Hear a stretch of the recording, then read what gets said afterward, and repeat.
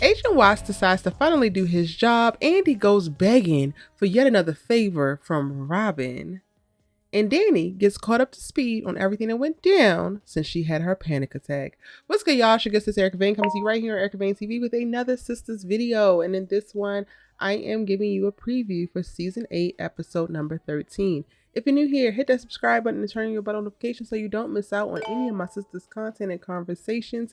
In this video, I'm going to be talking about the end of episode teaser as well as the episode trailer. So there's two pieces of media to unpack and discuss. I really want to start off with the trailer because it kind of gives us a little bit more in feeding this whole conversation around Penelope. Now, I cannot wait until Penelope is exonerated so we can go ahead and usher her ass out of here. She was a character who came in, was initially intriguing, was initially captivated, and now she's just getting on my damn nerves. Every time I hear her name, I'm like, why do we need to be hearing this woman's name? I don't actually want to hear this woman's name. But alas, word is spreading all around Atlanta that she has been arrested for the stabbing of Gary Borders. And then behind that is going to be people finding out that she actually admitted to it, I suppose. We actually get to see Rich calling Sabrina while Sabrina is still at Danny's house and tell her, Penelope was arrested. Boppy boppy boom. And this is what I was alluding to when I said that Danni is getting caught up on everything that happened with her whole panic attack, because Danni has been in her own little bubble. She's been at her job being inappropriate with her goddamn boss / boyfriend, beefing with her goddamn co-workers and doing a little back and forth with him. She has kind of been tuned out of like everything that has been going on. So I definitely think we're going to have this conversation with Sabrina, who is going to not only tell Danni about this is what happened, what Rich just told me in reference to Penelope, and at least we should be clear, yay, celebrate, whatever, but she can't drink, so cool. But she's also going to say, because we get to see Sabrina in the trailer say, and there's more. I think this is when Sabrina's going to say, Rich got a call about his specimen, we don't know what it means. And honestly, Sabrina's going to piss me off. I'm not even going to hold y'all. Sabrina's really going to piss me off because Danni has proven herself to be somebody that you cannot actually talk to about this. She's completely insensitive to your journey to be a mother. She's completely just disassociated with any type of compassion or empathy that you would need to be able to vent and to be able to worry, to be able to talk about and process the many steps that are going on in this particular process. So I can only imagine her saying, yes, we got to go and check on his specimen because the doctor called and there seemed to be a problem. And that don't become Def Comedy Jam for Daniella King, especially because Daniella King is the queen of deflected. So she's in a moment where she's the most vulnerable. She done had a panic attack. She done threw her man out because he is the physical manifestation of a damn trigger and he is 100% the problem, even though she needs to realize that she's actually the problem. This is like the perfect storm for you to become her focal point, for you to become the butt of every last one of her jokes. And she's going to unload the clip on your ass, Sabrina. And when you leave here all sourpuss in the face and annoyed, you are only going to have yourself to blame, because Daniella King has already told you where she stood with your fertility journey, and she's already shown you how she can be as a friend, and you are never going to get the support that you need. So why are we even divulging this information to her, especially in this very vulnerable state that she's in? Yes, it's giving stupid. And that looks like all that those two have going on in this episode. Aside from them, Rich is down at the bar talking with Tony. He was, trying to support Tony after Danni kicked his ass on the last episode. And then he also is going to reveal that, something wrong with his specimen and it got to be something. And he's like worrying. So we get to see this man be concerned. Again, don't give a damn about that. But it's going to be in the episode. So I got to tell y'all about it now.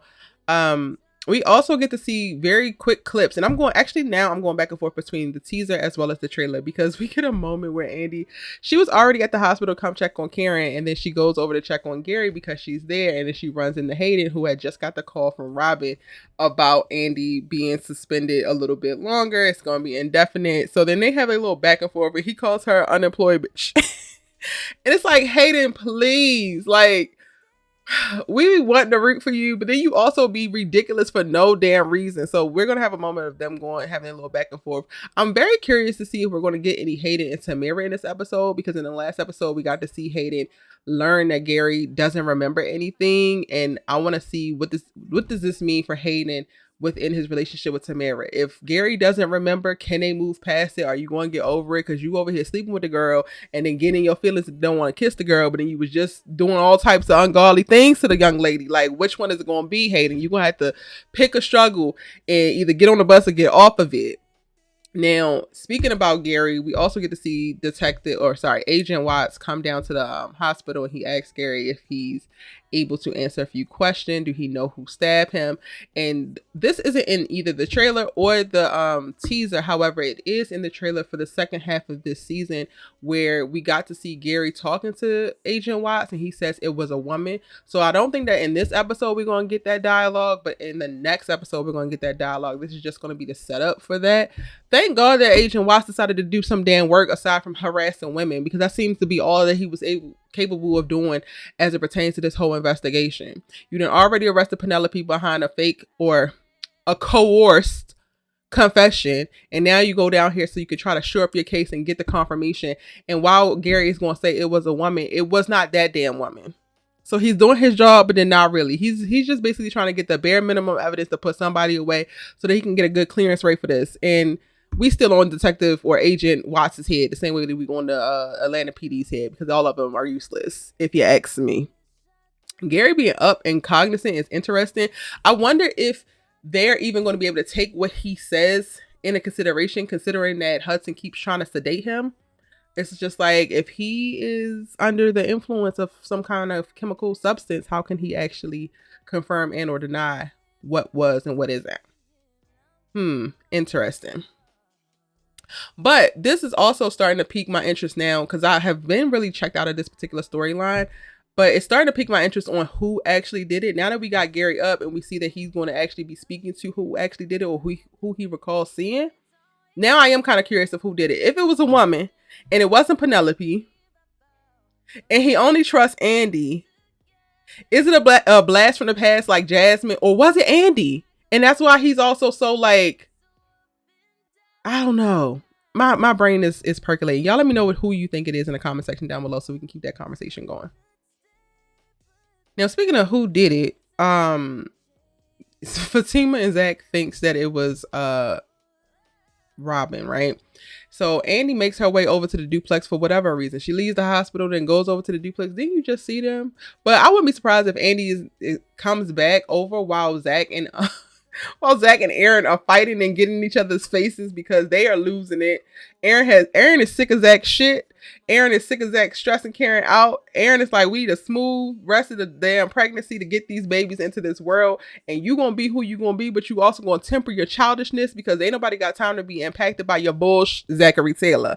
And yes, we standing on business behind it, because you're 100% right, Aaron. But anyway, Andi winds up making it over to the duplex for whatever reason. And then they showed the damn crime board they done put together. And they're like, oh, Robin is suspect numero uno. Now, how in the hell this transpires to be from you getting information from them and seeing that, and then you going over and asking Robin to represent Penelope yet again? I don't know. But then Andi also makes it over, I guess, to Robin's hotel he's staying in. I don't know if he actually got a condo now, but this looks like his place.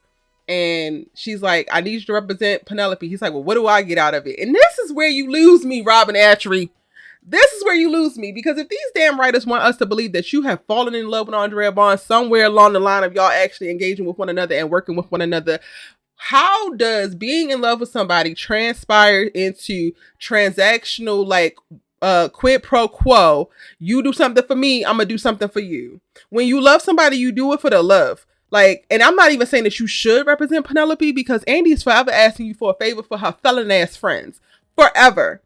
I don't actually think that you should do it, but to run up on her and to walk up on her back the way that you are, like, what am I going to get, and have this little seductive ass tone. It's like, how is she ever supposed to take you seriously in reference to like caring about her and not being a man that's like Gary, or not being a man that's like any other sleazy ass man that she decided to date? If you're going to behave like a sleazy ass man, quickly. You're not. You're going to forever be lumped into that category if that's how you behave. And it's not seductive. It's not sexy. It's 100% creepy. And it's annoying.